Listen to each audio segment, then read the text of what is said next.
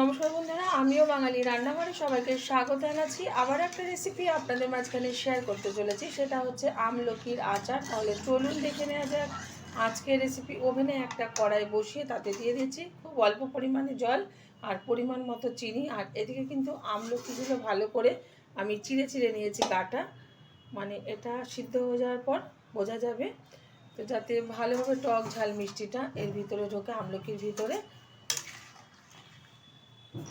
এখন দিয়ে দেবো এর মধ্যে আমলকি, ভালো করে ধুয়ে পরিষ্কার করে নিয়েছি। দিয়ে দিচ্ছি স্বাদ মতো লবণ, দিয়ে দেব হাফ চামচ মতো হলুদ গুঁড়ো, দিয়ে দিচ্ছি হাফ চামচ মতো লঙ্কার গুঁড়ো।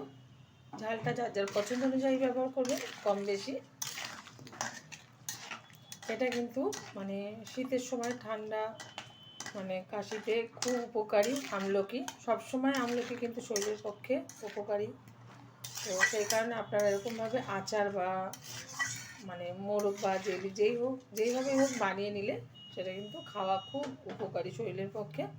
তো ভালোভাবে ফোটার অপেক্ষা।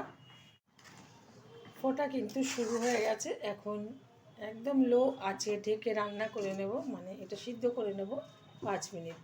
ঢেকে দিচ্ছি, ঢাকনাটা তুলে দিচ্ছি।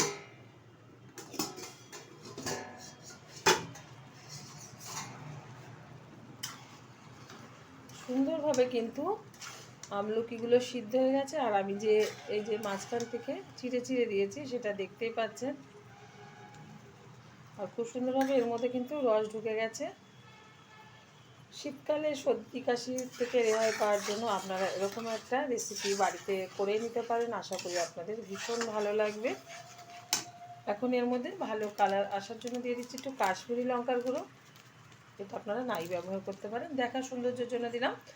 আর আগে থেকেই ভেজে রাখা মশলাটা ব্যবহার করছি, 5 ফোড়ন, শুকনো লঙ্কা আর তেজপাতা একসাথে ভেজে আমি হালকাভাবে একটু গুঁড়ো করে নিয়েছি শিলে।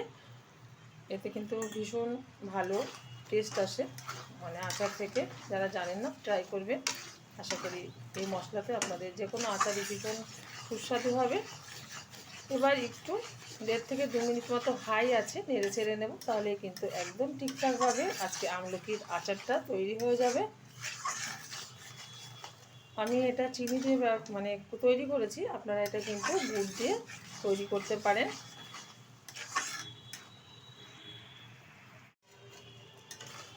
আচারটা একদম ঠিকঠাকভাবে হয়ে গেছে, 1.5 মিনিট মতো হাই আছে। আমি একটু আবারও আচারটা রান্না করে নিলাম।